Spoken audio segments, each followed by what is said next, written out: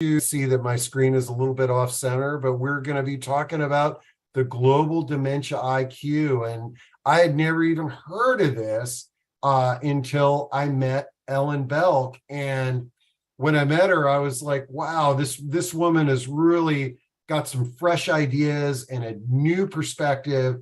And I was really charged up to hear about her ideas. And the first thing I said is, Ellen, would you be willing to come on and have a discussion with our community? Because I'd love to share your perspective. So let's welcome Ellen Belk to the stage, and we're going to get to know her a little bit better. Thanks for joining us, Ellen. And I hope this doesn't embarrass you, but one of the coolest things about Ellen that when I first met her and we were just kind of chatting, that she is an elite, or you will always be an elite collegiate basketball player. And I remember, I think I met you maybe a few months before the women's final four that just captured the nation's attention. And it was just so awesome to see the transformation of women's sports in our culture.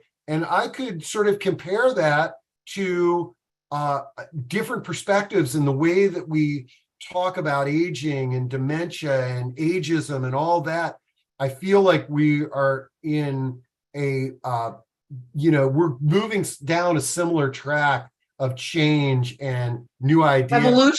Evolution. Yeah. And so I think it's really cool that you kind of bring this elite competitive sports background to the field of aging and dementia care. But tell us a little bit about yourself, and then we're going to dive into some ideas that you're going to share with the audience. Yeah, well, this is such a treat because you and I felt like we could be neighbors and never leave each other's backyard. We talked about sports, we talked about marketing, we talked about aging, all things that we're passionate about. And you were quite the little entrepreneurial athlete yourself, if I recall, with your paddleboarding, cycling, all that type of stuff. I found that to be so we are it's the mutual adoration club between the two of us. But thank you, and I'm so jazzed to be on this. I've actually been an audience member every once in a while. When I can, I jump onto your stuff. You've got good energy on this platform, Steve, so I really appreciate you elevating just the conversations in general. And my background, I'll talk a little bit about it, but you're right. I played competitive sports. I was an athlete. I mean, I was like almost 6 feet tall in fifth grade. I was like 5'10" in fifth grade. And I was asked to play on the 8th grade basketball team. And from then on, I was at high school. And then I went on to college and got a Division I scholarship at 2 universities. Actually, I originally started at Illinois State. I didn't play as much as I would have liked, so I went back home and I got another Division I scholarship at Marquette University, which is my hometown in Milwaukee, Wisconsin. So, and then after that, I ended up parlaying coached myself. I actually became an assistant coach at the iconic high school that I had played at in Wisconsin, in Milwaukee. We were on like a 15-year, state champion run, and I was part of that as a high school student, and then I ended up coming back after college and helping coach there for several years.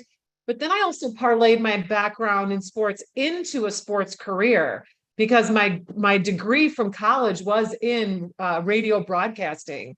So for a decade of my life after college, I actually covered sports professionally, and have a million stories on that. Usually I tell with a cocktail in my hand, so I'll spare your audience here. But after my career shifted from the sports, euphoria after 9/11, I actually was a member of the media covering all the iconic sports teams in New York City when 9/11, the original, happened. And it really rocked my world, changed my viewpoint on things. I was, on the grandest scene in media at the time. But I went back home, back to Milwaukee, and kind of recalibrated. But I had this amazing big voice that had done me very well. I mean, my personality and my voice is good for media, but I was kind of done with the media. It seemed frivolous at that point when my world had been really, and I was impacted by 9/11 in New York as well. And so I ended up landing in healthcare. And I will say, Steve, I purposely sought out healthcare at that time. Again, this is 2001, 2002, because I wanted something stable. I figured, hey, everybody needs healthcare, right? But I thought at the time that I could use this big voice. I could be a spokesperson at a hospital network. I wanted it to make sense for me. But when I was going on interviews and no one could get past the fact that I'd covered the New York Jets and the Giants and the Knicks, and that no one could get past it. All they were stuck on was that I was the sports reporter, not understanding that there's very transferable skills there, communication, thinking on your feet, not having a game plan. You just got to go with the flow. Hello, that's what senior housing is, which is ultimately where I landed. I landed in senior housing. Steve, I kid you not, there will be a book on this someday. I was sitting courtside at Madison Square Garden, okay? 9/11 happened. 6 months later, I am doing activities in a skilled nursing community for like $11 an hour in Bumble Screw, Wisconsin, and I didn't know what I was doing. Man, but yeah, I love it. And I think, one thing that the pandemic, back then, it was the good thing is that now our industry has started to embrace viewpoints from outside of our segment because they have to, It's exactly. Back then it was sort of like, oh, you're not on the track, you didn't go to school to be a social worker and progress like everybody else. And now we're starting to embrace outside voices and embrace the value that people come from other professions. And so it's awesome that you were able to break in at that point and get into the career. So then kind of what happened? Well, interestingly enough, I rose quite quickly. It took me 10 years. I have a broadcasting degree, and it took 10 years to be a co-host on a popular show in New York City. I got the job, like I just shared with you, a entry level, I should say. All positions are important. I got an entry level position in skilled nursing. Within 4 months, I was a director at an adult day across the way who had heard about me. And after that, I went to work for Ascension Health, which for my Midwesterners, that's a hospital system in Chicago. And I was at their largest CCRC, and they created a position for me. So what I realized, Steve, and this is why I really advocate for this now, and I am a champion for it now. Now I'm in almost my 22nd year in senior housing, is people really took chances on me back in the day. I was shunned by many, make no mistake. Continue to be. I think I'm still an outsider after 21 years of leadership in this industry. This industry, senior housing and aging, but I'm on the senior housing side of it, most notably, and always now in the dementia side. So not only that, I'm like kind of the redheaded stepchild in dementia, because no one wants to always talk about that. It's not very sexy to talk about. But so I still continue to be an outsider, but to your point, we are welcoming more, almost by default, they're welcoming more in. But I've been a champion for outside voices for a long time. But then, if you don't mind, I'll instead of telling people what I've done, I'll show people. I know you got a slide deck, but let me remind everybody that, hey, folks, any questions, comments, just type them in, or actually, Teresa, I'm not sure if Teresa's hand is raised because she's got a question or if it was by accident. Here, Teresa, I'm going to allow you to talk, but if that's a mistake, you don't need to open up your mic. But Ellen, you can share your slides, and then if any relevant questions come in, I'll break in. Absolutely. But if not, take a few pause breaks, and we can chat. So I guess, Teresa, I guess that was a mistake with your hand up. If not, just raise your hand and we will, again, and we will call on you. But all right, take it away, Ellen, and I'll just break in where needed. Well, and this has got to obviously be very informal because Steve, that's how we roll. But just to people are going to be like, okay, this is great. She's supposed to be some expert. She was covering sports. Well, again, just let you know, I was able to, I'm going to jump around a little bit. If you can see my screen, you'll see that once my first job, real senior housing job, was with Ascension, and you'll see just some of the brands that I have worked for. What I did realize, and so those that are even on the fence of whether they want to stay in or break in or get out of senior housing, I was able to kind of define myself along the way. That's something that helped. And every Elegance created a job for me. Milestone was a client of mine as a consultant. They created a position for me. So I will tell you, I was breaking barriers, but now these are opportunities that in the current station of our industry, people are welcoming. I think Steve's right. We need outsiders, because just for, all the reasons that we all know about in the world, and we're don't have to beat that up. But I now am actually a consultant. In the midst of the pandemic, I left my senior vice president role because I thought that was a great time to go back into the consulting company that I had opened back in 2011. I did press pause from 2017 till about April of 2020, when two of my clients, an East Coast client, which was Compass Point, and a West Coast client, which was Milestone, those two companies merged, and they made me an offer that I couldn't refuse, to be their national director of memory support operations. But once I left again, now I'm back out on my own where I need to be. And these are some of the brands that I associate with. But just again, to give everyone an idea, because I'm welcome to answer your dementia questions, but I'll give you this is just some of the things that fall under my umbrella. My company name is Keep in Mind.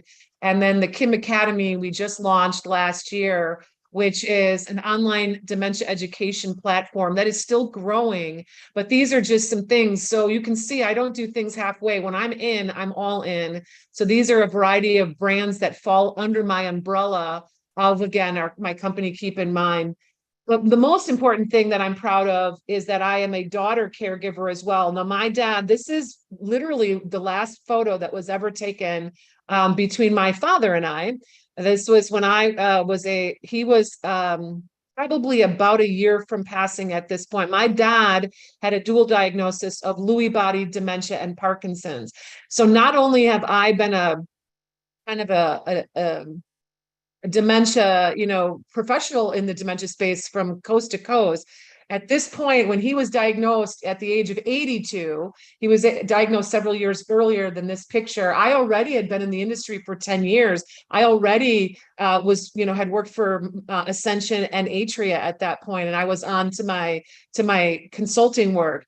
And so, but when it touches your family, it's a very different dynamic than when you do it professionally. And I know those of you that are on here that are both professionals and have been touched by it personally, it really does change everything. And my dad was diagnosed with a dual diagnosis of both Lewy body and Parkinson's disease. So he had a tough dementia.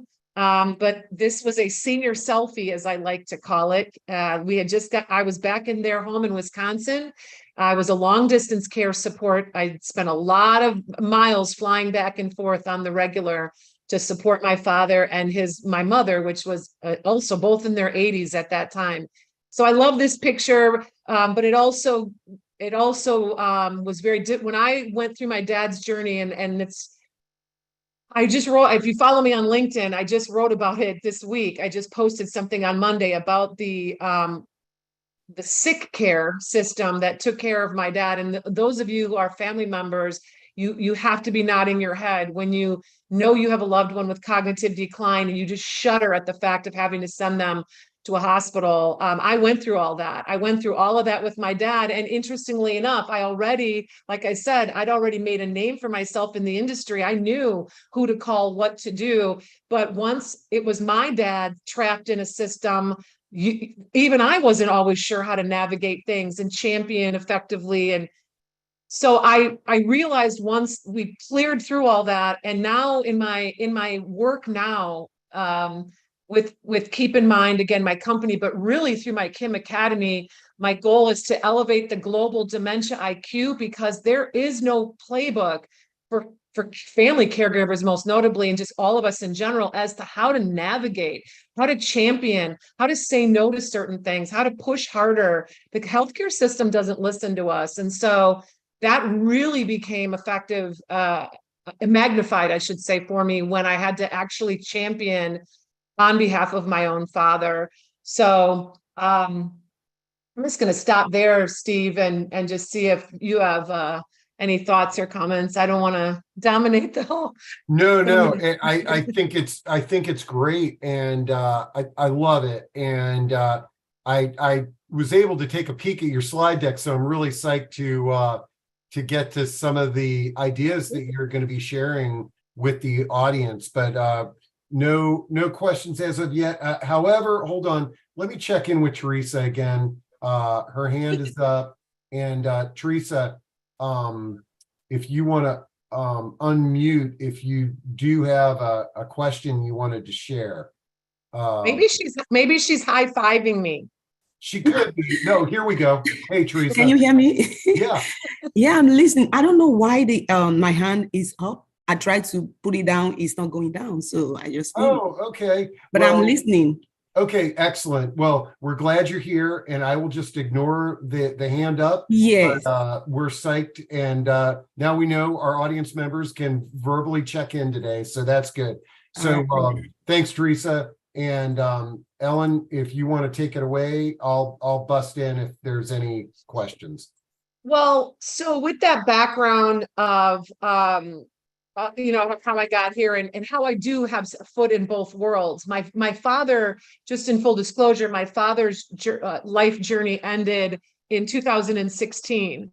After it took a lot of effort to get to the diagnosis of Lewy body and Parkinson's, because again, he was treated like a lab rat after you know, he was treated like a lab rat. Again, those of you who have experienced even tangentially about having an elder or a loved one that you care for have to navigate the healthcare system, especially when there's cognitive decline involved. It really is. You don't wish it on your worst enemy. And so I am on a one-woman mission to try to, again, elevate the global dementia IQ, because I really do believe that until we, as consumers, if you will, until we rise up and demand better, the very oversaturated healthcare system, and I use that term loosely, it's not healthcare, it's sick care. It's almost like they want us to be sick. And let's be honest, I'm not trying to be you know, snarky, but let's follow the money on that. There does tend to be more money in sick care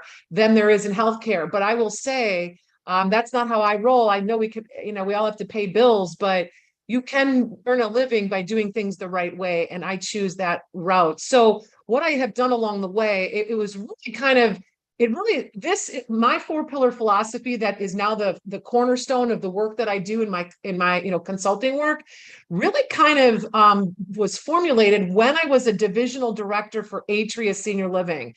It was about the second or third job that I had had in senior housing. As you've already heard, I grew quicker in senior housing than I even did in the career that I began with, that I was educated in.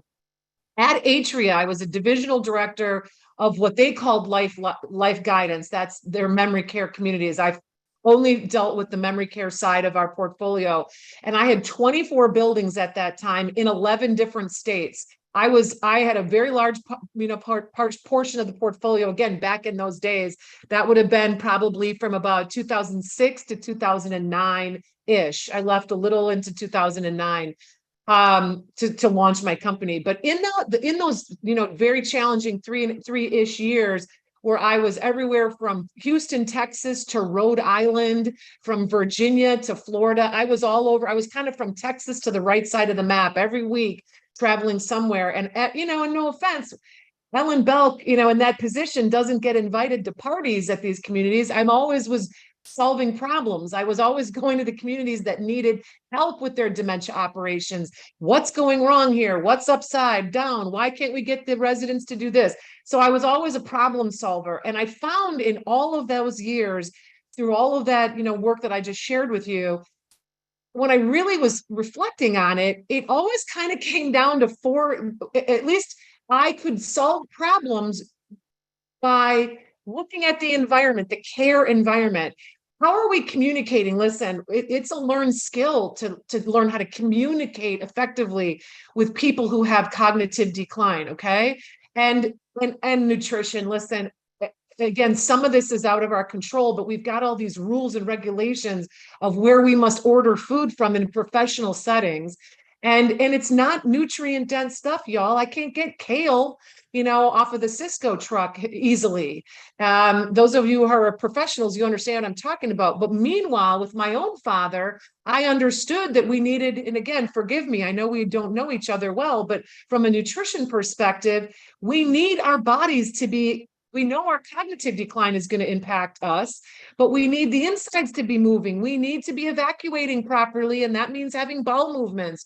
We need to not have, we need to identify pain or inflammation in the body, because we don't want all of those other side products to impact the cognitive issues as well. And nutrition, with my own father, I believe food is medicine. We gave him prophylactically, if you will, prunes, gave him prunes before he went to bed at night so that he had a nice healthy bowel movement in the morning. I know that's a weird example and I apologize, but it's instead of Metamucil, which almost everyone that lives in senior housing is just on a standard dose of Metamucil, which is filled with other toxins that don't help move you. Fresh food, like things that are fiber dense, can help you. And you're like, okay, isn't this a dementia thing? Why are we talking about it? Because you, as I move forward, you're going to understand that just small tweaks of discomfort within a person's body. If I haven't gone to number 2 for 3 or 4 days, let's think about that just for all of us on this call. Boy, am I a crabby woman to live with. I'm not sleeping good. That doesn't happen to me because I also use food as medicine, and that's not a thing for me now, but it took me a while to figure that out. But for our friends with cognitive decline, who cannot say, I haven't had a bowel movement in 3 days, they may not, their appetite will be decreased because they feel full or big or bloated. So that'll bother their caregivers. They might not sleep well. They might have some reactions to things. They might be resistant to care, not because they don't want you to do what you're asking them to do, but because they're uncomfortable and they cannot tell you why. It's really that granular.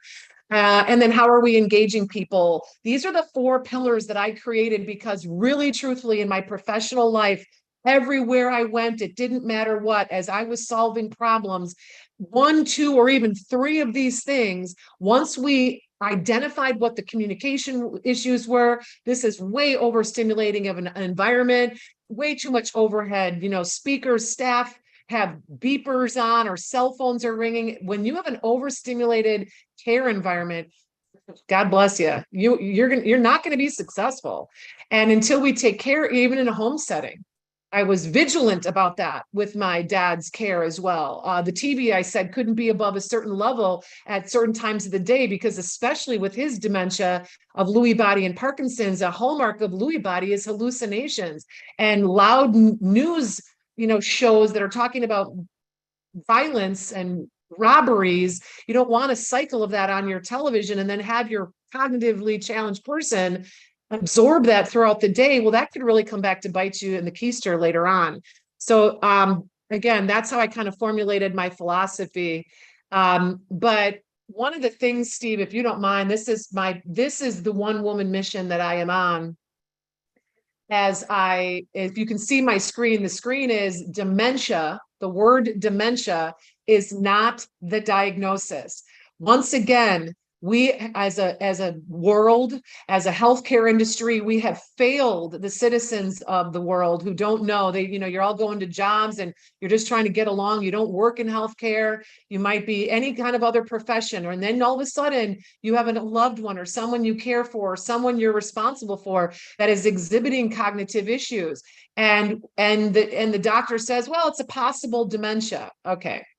And then people go home and they're like, see, grandma has a possible dementia. That's not, we need, if anyone takes anything away from anything I've said today, that's not the diagnosis. You don't stop there. And let me just tell you guys this, and you can see on my screen, I have a slide that it's a dementia umbrella. Dementia is an umbrella term. For those of you that, like myself, I am a breast cancer survivor. Cancer is an umbrella term as well. Why?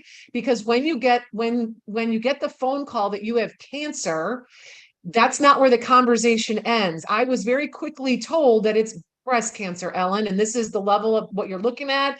And we very quickly transitioned in that phone call to who the doctors are, who the specialists are, where you're going to go, where you're going to have this.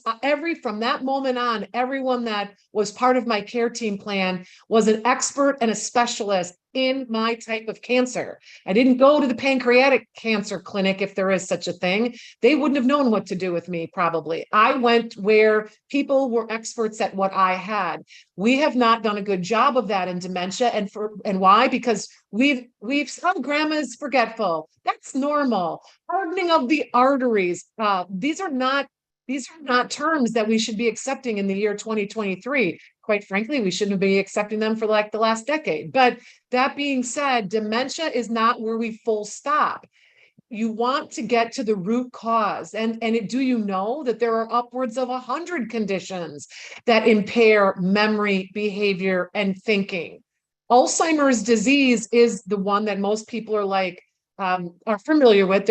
That's the number one type of diagnosed dementia. But did you know there's something called vascular dementia? I've already mentioned Lewy body dementia. That's the one that touched my life. Frontotemporal lobe dementia. I have taken care of thousands of residents in the 21 plus years that I have served in the senior housing market. I've had hundreds in all of these categories. Alzheimer's disease is very different in its progression and its journey through the disease than Lewy body or frontotemporal lobe. Number one, Alzheimer's disease is what we call a cortical dementia. It's on the top layer. It impacts the top layer of the brain. Lewy body is a subcortical dementia, completely different layer of the brain altogether. So you guys, that's why you don't just have dementia. You have to find out what the root cause is that's causing the cognitive issues and the behavioral, changes, and even the lack of thinking and reasoning, because if you're involved in a situation or a physician or we have to fight back and say, nope, not good enough to tell me it's possible dementia. Please give me a referral to the neurologist or the geriatric psychiatrist who might be able to take me further so I can properly care for my loved one. Those of us in senior housing, we have done another awful job. I mean, we have to, in a memory care setting, people move in with the word dementia on their, we have intake paperwork, obviously, and they have, the word dementia is on their chart, and we just take it. But then we as an industry also need to do better as well to coalesce around because you will have, and I have had this, you will have maybe 16, 18 people with Alzheimer's disease. You might have 3 or 4 with frontal temporal. That's a very different journey. So often frontal temporal will strike younger. It'll start to be noticed in your 50s or 60s. Often it's men. They say men. I've had women many women with frontal temporal, but I've had experience with both. So just visualize this. If you don't know what you're dealing with, and you've got some frail elderly who are later in their Alzheimer's disease journey, they might even be wheelchair bound at that point. And in comes a new resident who who was 62, who played college football, and he's got frontotemporal lobe dementia, completely different part of the brain, doesn't impact the physicality as much on the front end. He could be very much moving around the community, getting into other places, people's apartments possibly. So now you have a very physically able-bodied person with a different dementia that's impacting an entirely different part of his brain, you know, kind of moving around the space with frail elderly who are wheelchair bound with Alzheimer's disease. Can you understand how that can be very challenging for us to professionally to navigate all that? Not impossible, but it definitely does us better if we have an idea of what we're working with before we move in. Steve, I see that there may be some questions. I'm going to stop talking and just let you read those to me if there is any questions at this point. Okay, I think we are good, but I like what you're saying. It's yeah, I like your approach. Oh, I see what you're saying. So I'm just, again, I'm a person that says, be a champion for getting the proper diagnosis. Do not believe it when people tell you this. Again, myth. I'm a myth buster. The industry wants you to believe, oh, we can't tell you. You can only diagnose it.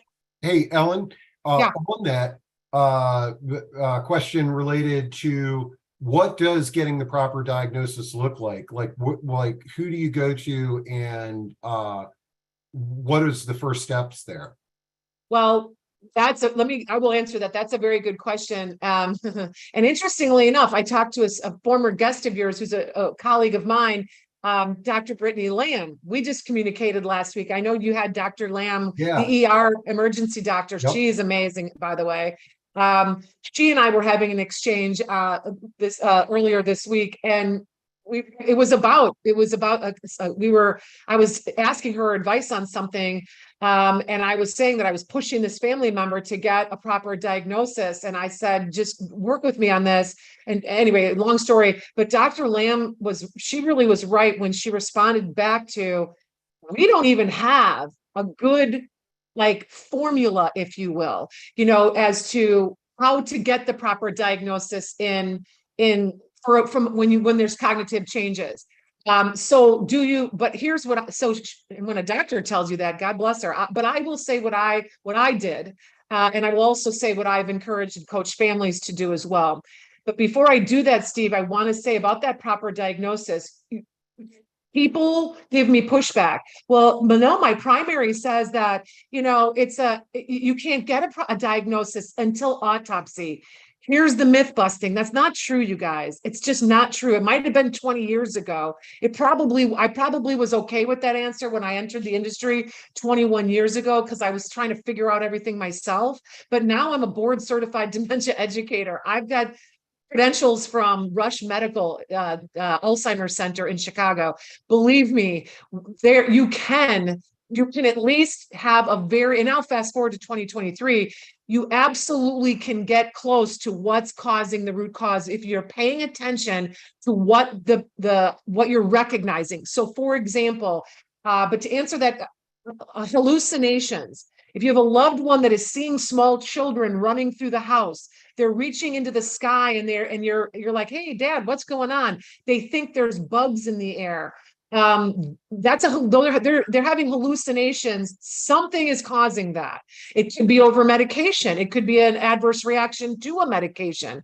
I will tell you that's how my dad's journey began.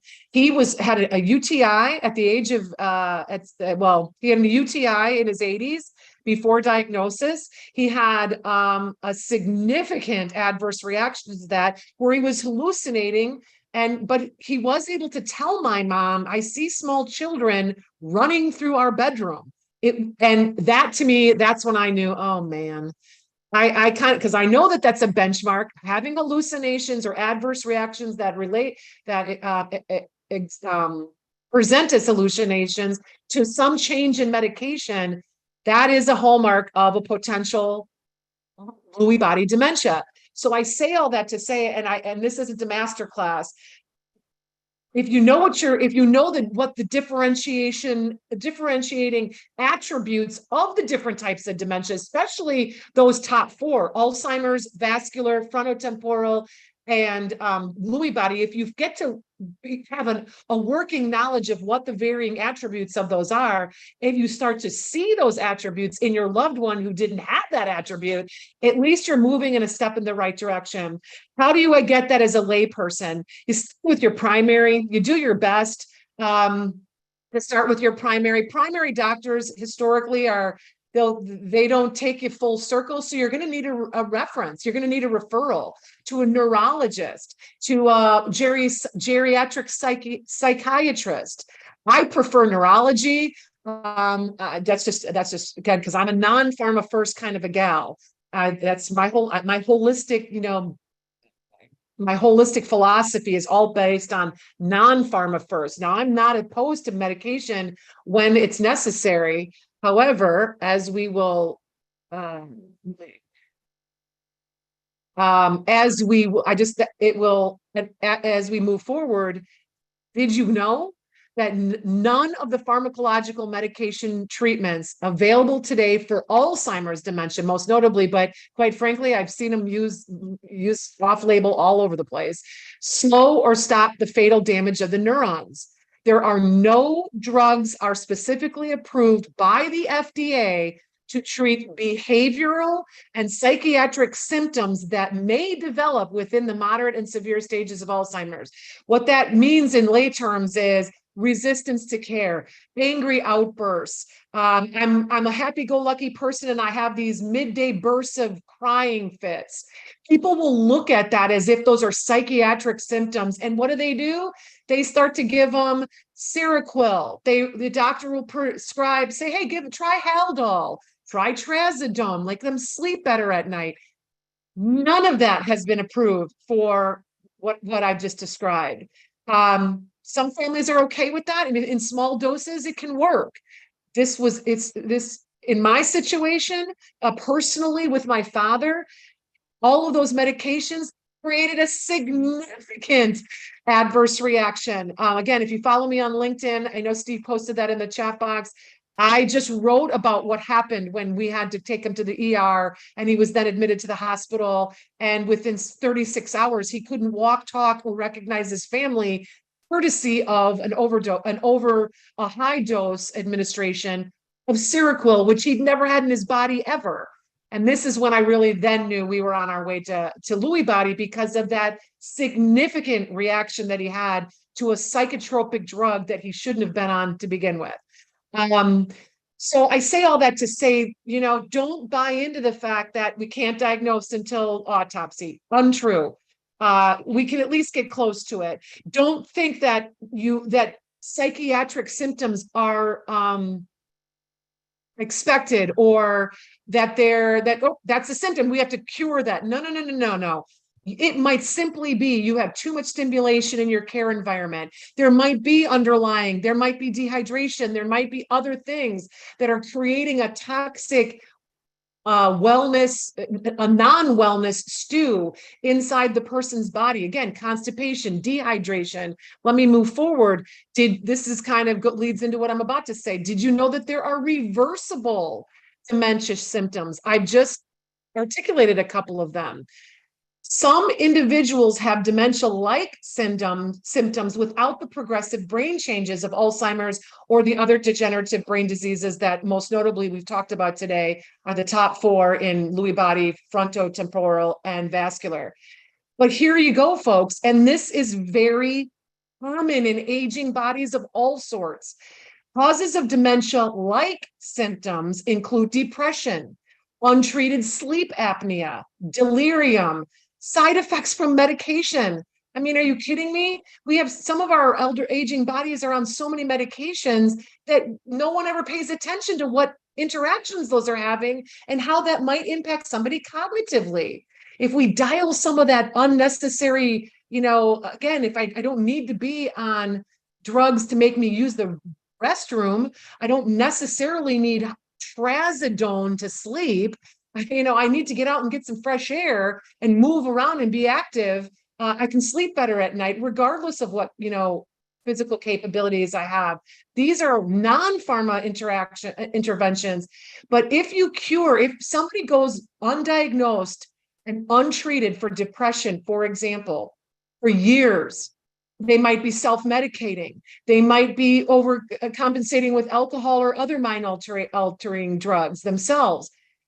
But and so therefore, as their body ages, they've never been treated properly for the actual depression. It all of a sudden morphs into looking like dementia. But when we treat what's really causing the brain changes, which is undiagnosed and untreated dementia, a depression, when we treat that, all of a sudden they're cognitively back intact.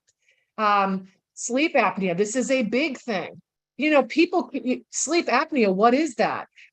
It's momentarily stopping oxygen flow to the brain. So if you go untreated and undiagnosed for 10, 15 years, think of all the possibly millions of times in 15 years that you've stopped breathing in the overnight. You didn't even know it, enough to the point where that's, it's always a lack of oxygen to the brain. You times that by 15 years, you're now going to start to have some brain issues, because some cognitive issues rather, and it will present like forgetfulness or memory lapses or inability to have linear thinking, successful linear thinking, carry out multitask, things that you need to do throughout your day. But once you're treated for sleep apnea, you get on a CPAP machine, you get that oxygen flowing, you're able to reverse what the cognitive issues that stemmed from the lack of being treated properly for sleep apnea. I'm going to stop right there, Steve, and see if that makes sense to you and your audience. Absolutely. And no, this is really good stuff. And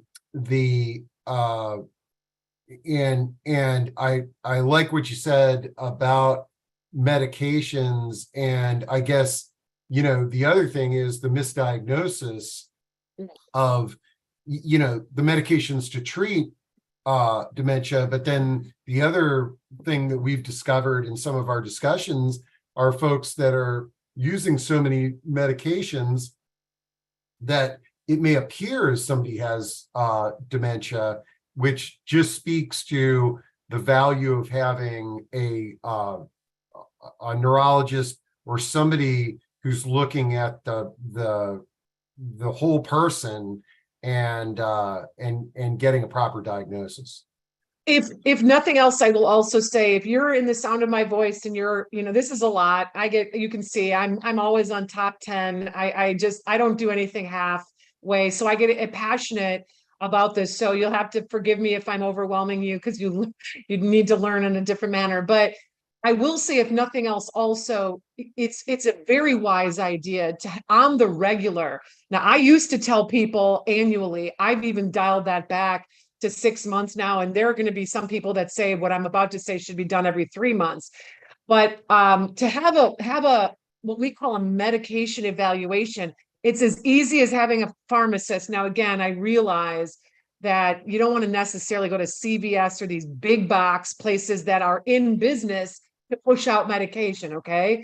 There are good people that are, in fact, you should probably know this gentleman, Steve. I'll introduce you to him, Dr. DeLon Canterbury, if you haven't heard of him. Oh, he is I was just introduced to him, and fabulous. He's fabulous. And he is a pharmacist who left his big box role and is now what is called, he's a deprescribing, pharmacist, if you will. He's got an entire course where he's trying to teach other pharmacists how to deprescribe all of the unnecessary medications that are giving to most people in general, but he and we specialize in aging bodies. And so, and it's even more of a toxic stew when you just keep piling on medications into aging bodies. And in my world, aging is 60, 65, 70 and older. Some people are on medication for 15, 20 years. hello, that lost its efficacy a decade earlier. So there, you don't need to keep piling on things that will possibly become a toxic stew on the inside of your body, and it just doesn't help you. So yeah, and again, I just have this slide up that says 60 to 80% of individuals with dementia. So these are people that we know have a form of dementia, also have depression. There's a lot of reasons for that. This isn't a master class, but but here's again, look at the second bullet point, the geriatric depression, which is common, guys, and it's increased since the pandemic. I will tell you that. You cannot lock people away and isolate them from the world. Any of us, by the way, I think we've all learned that, but for sure, also our dear, precious elders. There will be more sleep disorders, potentials of falls, cognitive deficiency, not decline. Once we figure out malnutrition, a lot of them weren't eating properly, so their food was working against them as well. That geriatric depression, we clear up some of this stuff. We get them more physical so that they're more able-bodied or not as prone to falls. We solve the sleep situation. We get proper nutrition, high nutrient dense food into people. And all of a sudden you start to see a little bit of an elevated, overall wellness. And so that's what we really are looking for. Another thing, another part of my 4-pillar philosophy is the communication. And I always ask my professionals, I teach an entire class on this. Do you speak dementia? And people are like, oh my gosh, what is that? Well, dementia is like a foreign language. It can be, it's not easy. It's not easy to, excuse me. It is a challenge to communicate when you don't speak the same language. I don't speak French. I can only imagine how well I would do if I went to France and everyone tried to keep up with how I speak. But speaking dementia is also a very learned skill. And it's for those of you that are family caregivers and you have siblings or other people who kind of muck up the situation often, they rile up let's say you're all watching over your parent. I had this in my family. I had siblings that did not speak dementia. They got tasks that kept them busy away from the actual day-to-day because I couldn't have them riling up our father, who then was having hallucinations and that got him out of bed every night. And because of something that had happened or some exchange that may have happened earlier in the day that bothered him, but it didn't rear its ugly head in his fading brain head until in the overnight. And now he thinks the house is on fire. Those are things that actually happen in my specific situation. So every person does not need to be involved in the day-to-day care. And especially if you have somebody that has to be right, you will never be right when dealing with someone with dementia. So you have to suspend reality often. And if you got someone in the care circle that has to be right, they're going to battle your loved one until they force feed them into that. This is 2023 and no, JFK is not our president mother. You need to know we're in the year 2023. That's not communicating properly to someone with dementia. We don't want any of that. Very unsavory dementia communication. So we need to be able to pay more attention to people's their feelings. Sometimes words aren't even necessary when you want to communicate effectively in dementia. Why? We need to know, to learn how to speak dementia, we need to know our person well, whether it's a resident in a professional setting or your loved one in a home care setting. We need to understand what they're saying, even when we don't understand their words. Those of you who have also cared for people with cognitive decline, especially in any form of these dementias that we've kind of touched on today, there will be word finding issues. They might call the refrigerator the telephone as they point to the refrigerator. When my dad did stuff like that, it's like I knew he was talking about the telephone because he said the word telephone, but he pointed to the refrigerator. I wasn't going to correct him. I heard what he was saying. It didn't matter where he was pointing. I don't need to be right because I speak dementia, and my goal is to nurture the person living with the disease. So, we understand their expression. Are they grimacing as you're helping them brush their teeth in the morning? Could there be a toothache? Are they when they're laughing and they're smiling? Well, hello, we know that that's a good sign. There's often, Steve, in aging bodies, and especially when cognitive decline is involved, there's often undiagnosed pain. They could have toothaches. There could be a wound on the body somewhere that we haven't seen and it's bothering them. There could be a mosquito bite that they've itched so much that when we weren't around and now it's kind of an open sore. You know what I mean? Like there could be undiagnosed things that if we're not paying attention to grimacing or walking differently or limping in a certain way, those are things that we should investigate. If we want to be, that is actually part of speaking dementia friendly. We don't always need to do things through words. We need to figure out issues and be proactive for looking for issues. When your loved one cannot tell us what the problem is, we become investigators on the daily. And then we pay attention to their body language. And I've, you care for somebody long enough, it's like for those of us that are parents, and I'm not comparing adults with cognitive decline to children. That's not where I'm going with this. But as parents, the concept is when your baby has that, oh, I'm hungry cry, or your baby has, please don't leave me, mom, cry. You know what those cries are and you react in a certain way, or you don't react because it'll go away shortly because you know what type of cry that is. It's that same caregiving philosophy that happens with those that we love or those that are in our care who have cognitive decline, who can't verbally communicate their wants and needs. Again, we pay attention and we understand. And these are just some other things. There's clues for, emotional pain. There's clues for physical pain. If they're hungry, that's a big thing. We just, and don't get all wrapped up. Well, we just got done eating lunch. Listen, if your loved one is telling you they're hungry, either verbally saying I'm hungry, guess what? It's not easy having cognitive decline. They burn more calories, especially those with Alzheimer's disease. They burn calories when they're up and physically moving. So give them some more food. It's okay. We don't have to, especially in my senior housing setting, I always get freaked out when they're like, we just ate lunch. Guess what, guys? We can give them some more food. It's okay. Give people more food. If that's what they want, they don't have to have an entirely full another meal if they don't need it. But if someone with cognitive decline is saying that they're hungry, guess what? Let's just give them something else to satiate that hunger pain that they are able to articulate to us. And let's not make a big production out of it. I'm just going to read this out loud, Steve, because I write these things. You can find more of them on my website. I call them Kim quotes.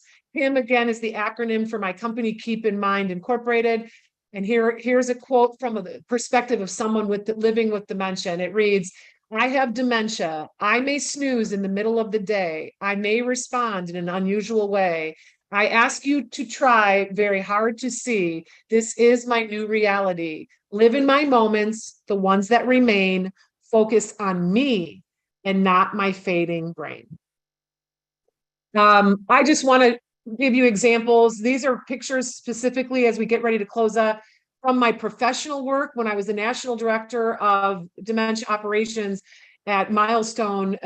We had 100 communities in our portfolio, and my challenge those were professionals to stop doing, there's cognitive decline here, but let's stop treating people like we got to lock them away and throw away the key. Let's live out loud. I practiced this with my own father. I was telling Steve earlier, my dad got the diagnosis. He lived for 4.5 years. You don't get the diagnosis, whatever the diagnosis says that you land on. You don't get it. And then next day you forget what your name is and everyone you've ever known in your life. That's not how it happens. These are slow, progressive, most dementia types of dementia, underlying root causes of dementia are slow and progressive. So we have years possibly of living out loud. You best say we're going to get people out to a baseball game when it's appropriate. There will come a time in the journey when it isn't appropriate. That happened with my dad. The first 1.5 years, 2 years, he absolutely was pushing the cart at Trader Joe's while I was shopping and putting the stuff into the basket. He could help me. He wasn't paying for everything. He didn't drive us there. I took us there, but he was helping and living out loud in the best way that we could to keep him active and engaged. And here are some examples of how I got my professionals to do it. Here in Florida, I had a great community on the intercoastal waterways. So yeah, location, right? But these are all residents living with dementia out on a boat. Are you kidding me? This is how you want to live as long as you can, right? Heck, I would like to live, get out on these boats. But the point is we don't lock you up and throw away the key. In a home setting as well, we should not do that. Close the drapes and splunk your loved one in front of the television all day. Not good. Not good for those living with dementia. Y'all, as we get ready to close, my professionals will always be like, well, Ellen, our residents love bingo. We love bingo. They love bingo. And I'm like, yeah, but have you given them these options? Have you taken them to a pool hall? Have you gone putt-putt golfing? Again, here's another group. They went to this they did this on the regular. These are all residents living with dementia, living like all of us would do. How many of us don't go get gelato after the movie theater or whatever? You don't have to stop living. You shouldn't. And if we are advocating and we are promoting, we love our people, this is what we're trying to do for as long as possible until it doesn't make sense. Because again, I'm always about preserving the dignity of those that we're serving. There will come a point where none of this works for some people. You'll know when that is. I'm going to leave this, my final story, and I'll tell you why I'm so passionate about it. All those pictures I just showed you, I've been doing this so long, y'all. That goes back to 2012, 13, 14. This picture goes back to 2000 and this would have been about 2007 or 8. This is how long I've had this. I've been practicing what I preach. This is a gentleman in Houston, Texas. Once again, this is when I was with Atria. I had to fly to Houston because there was a problem with this gentleman. In the essence of time, I won't bore you with all the. I've actually written articles about this gentleman. He's amazing. His name is Jim. But I won't bore you. I can't get into all the nuances, but to suffice it to say, I was called in here. And the first thing that Jim said to me on the day that I arrived was, and he's about 6'6". I'm a 6 foot tall woman myself. So I'm a pretty tall girl. He made me look short. And the first thing I did, I flew into Houston, came straight from the airport to this community. And Jim, on that day I first met him, said, I want to get out of here. I put my travel bags down. I said, all right, Jim, let's get out of here. I knew I was coming here for this. I knew he was an exit-seeking resident that had just moved in that was very, very able-bodied. He was also very young. He was barely 70, and they were having struggles with this gentleman. So we went outside. Now, on the day that we went outside on that first meeting, this wasn't that first day, but you can kind of see behind him, there's a raised planter bed. There was a sidewalk, a circular sidewalk that was in a secured area off the memory care place. Okay. So Jim and I went out there. We went out there and we were walking. And in doing that with Jim, within literally 5 minutes of meeting him, he'd never met me before. He just told me he wanted to get out of there. And I was right into work mode in this moment. We're walking. And he's telling me about himself. He's telling me that he's a farmer, a former farmer. We literally moved him in. His sons, I found out later, said, yeah, literally within like a week after his last time he worked in the field, he was living they really had a very quick transition into senior housing, and he did have Alzheimer's disease. He did have ultimately had a diagnosis of Alzheimer's. All of that to say, I learned about who he was. I learned that he was used to being outside. He had farmed after he got out of the military. He had farmed in Houston for most of his life. And so I went to the staff and I said, here, guys, if you're worried about Jim being exit seeking, we got to find ways for Jim to be in that courtyard safely and appropriately. And there was a lot more to that conversation. The community was very open to this. This picture was sent to me a couple of weeks later by the activity professional this was a little bit of an urban setting, interestingly enough. They were able to, from this community, her and Jim walked down the sidewalk, down about half a mile to a Home Depot or whatever, some garden center. And he picked out these plants. They had cleared this area. When I was there was grass here, but the ED gave the approval to have that section of grass ripped up. Jim got to pick out what he wanted to plant. And the next time I went to visit this community, I took this picture. That's what Jim's garden. Yes, a man living with dementia, former farmer, now locked up in a secured memory support area. This is what Jim was able to accomplish. Obviously, some people, there might have been some other folks that helped. Obviously, our activity professional, but he got to come out, was involved clearly. This became a tour stop. This became, this was Jim's sanctuary. That's what it's called, to holistically help and serve those that are living with cognitive decline. So I challenge you all to be the change that you wish to see in the world. We can all do it. It's so much easier than you think it is if you have the right attitude. And if you're interested in ever hearing from me again or learning more about me, I encourage you to click the, you're welcome to, scan the QR codes. Steve, I don't know if you share these things if I could give you I could always send out a PDF version to you and you could get this to your tribe. But if not, I've really been grateful to have this time with your group here today, Steve. So thank you so much. Oh, absolutely. This was wonderful. And yeah, just if you shoot me an email at the end, I can add that to the recording link. And, listening to you, Ellen, is kind of like drinking through a fire hose. I mean, I love it because I'm guilty of the same thing is where you got all this info and it's just, you want to share it with everyone, and lots of great positive feedback in chat. Dixie says, if we lose our passion, we should get out of healthcare. The fantastic webinar, well said. Eileen says, thanks for sharing the journey about your dad. I enjoyed the brief poem that you read. Your enthusiasm towards dementia is refreshing.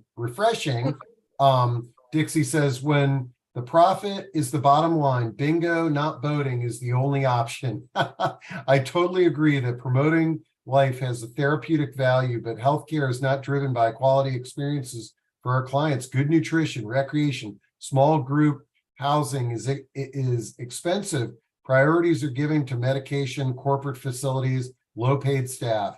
It's obvious. If I could interject there though, and I know that that's how it feels, and the whole world is upside down right now. That is changing, and it'll also change faster when the populace starts to become more engaged. Stop putting up with all those same exact assisted livings that have 4 walls and a roof being built on every street corner in your neighborhood or in your region. It is changing. Because the venture capitalists are realizing that the banks aren't lending in this current climate of finance that we live in. So things are changing. There are people that are building more affordable housing. The boomers are not as flush with cash. Ironically, as much as money as they made, they're not as flush with cash as their silent generation parents were before them. So the marketplace is recognizing that and changing. It may not be as fast as we all want it to, but there is hope. There is hope to that person who said that. Absolutely. So man, I can't, holy cow, it's 10 minutes after 1. This is, you gave us a ton of great content. Everybody is very supportive of what you're saying and plan on sharing this. Folks, I gave you Ellen's contact info. Feel free to reach out to her. I'll have that contact info at the recording link and we'll get that up on the website. But this has been an amazing discussion. We got to schedule you again. Anytime you got something unique on your mind, just reach out and we'll look at the calendar and try to figure it out. All right. Well, this has been a great way to kick off my weekend, that's for sure, with some fresh perspectives. And Ellen, I hope you and everybody who attended to have a great weekend. And we'll see some of you folks at our discussion next week. And then we're going to be into a little 4th of July holiday break here. I can't believe we're moving right through the summer. Thanks for the opportunity, Steve. Your tribe is fabulous, and it doesn't surprise me because you're one of the best. You're one of the best. I appreciate you. Okay, awesome. All right, we'll see you all.